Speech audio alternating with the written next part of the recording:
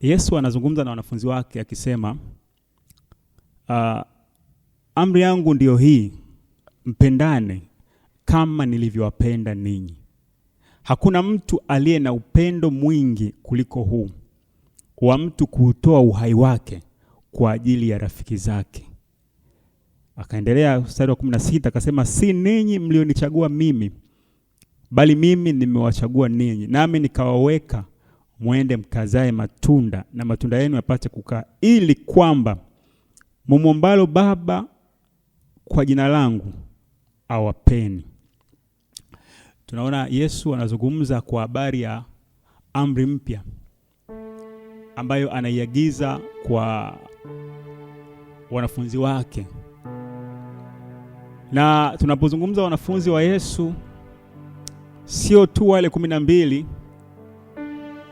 ambao alikuwa nao katika zama zile, lakini tunapozungumza wanafunzi wa Yesu ni wale wote ambao wamemwamini kwamba katika yeye wanafanywa kuwa watoto wa Mungu, kwa sababu Yesu ni mwana wa asili wa Mungu, mwana wa pekee wa Mungu.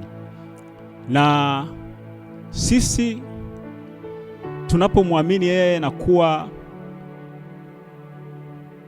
ni sehemu yake, Yesu kuwa ni Bwana wetu, maana yake kwamba tunakuwa ni ndugu wa Kristo.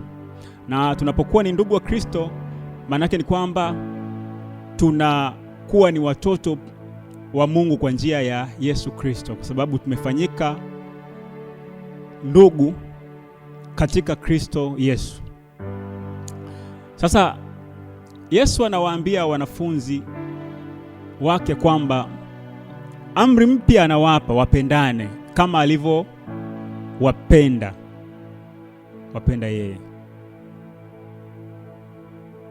Tena akasema kwamba ni upendo wa namna gani, wa kwamba mtu kutoa uhai kwa ajili ya rafiki zake. Na tukiangalia hiki alichokisema Yesu, ndio kinadhihirisha halisi kabisa maana ya upendo,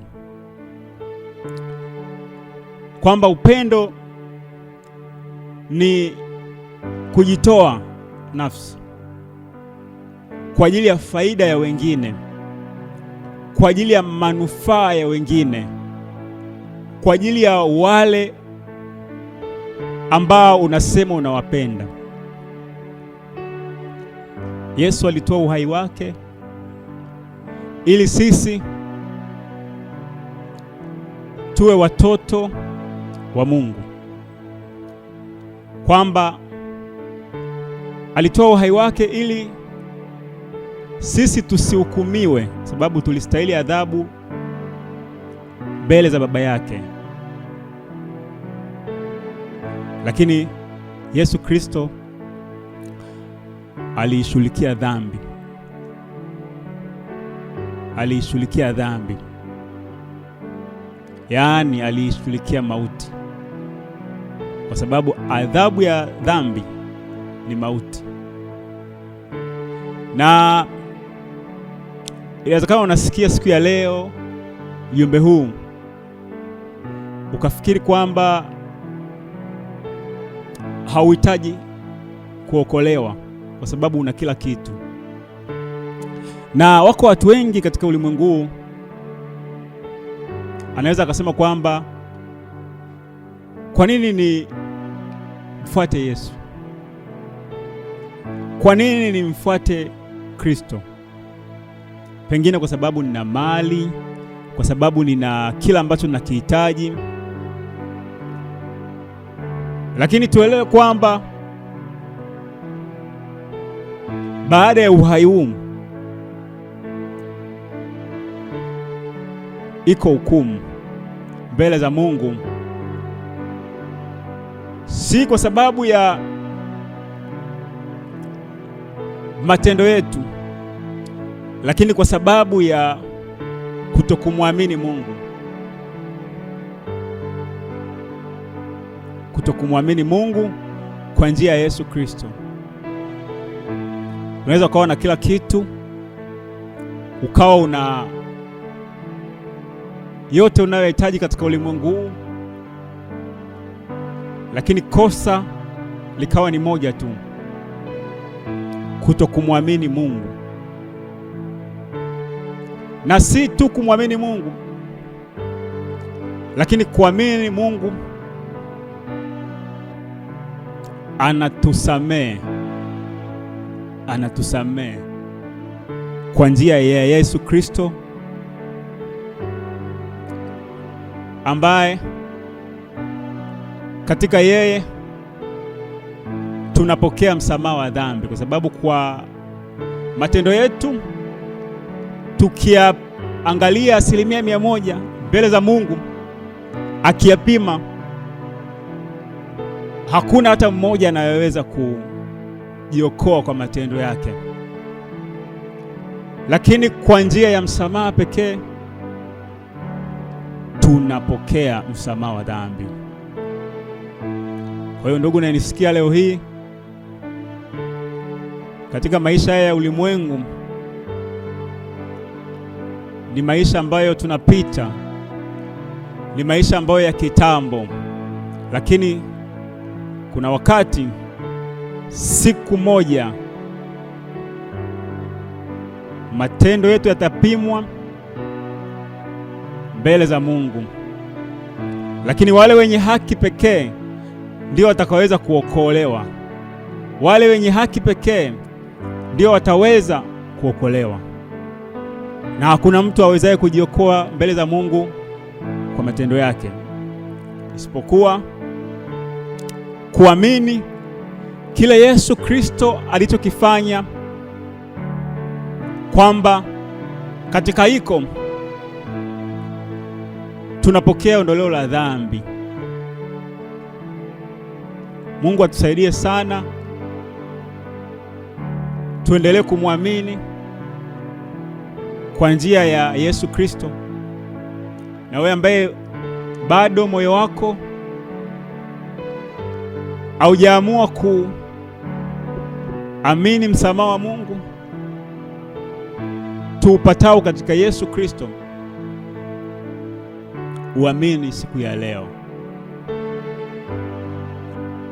naye Mungu atakusafisha dhambi zako, sababu tunasafishwa kwa kuamini. Tunahesabiwa haki kwa njia ya imani.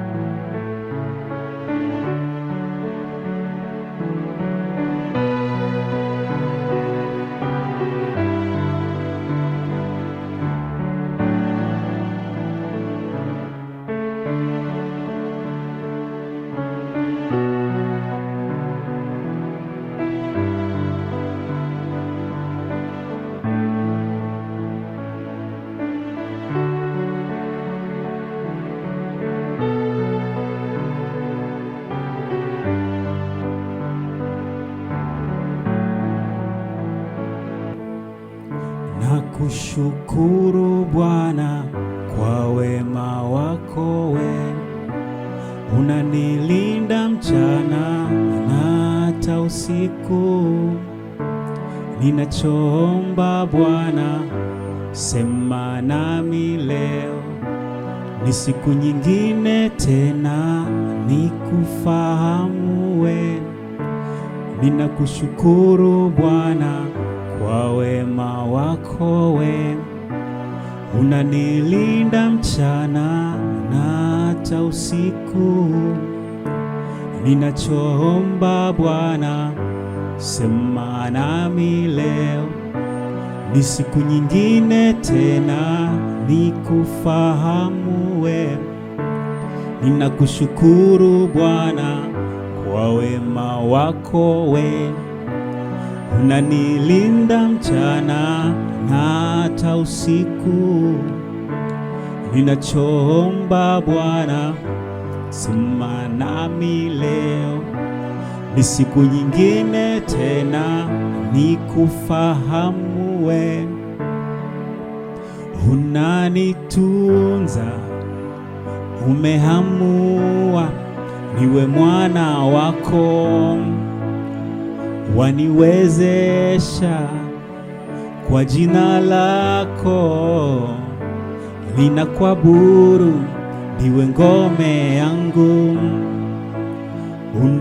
Unanipenda, unanitunza, umehamua niwe mwana wako, waniwezesha kwa jina lako. Ninakuabudu, ndiwe ngome yangu.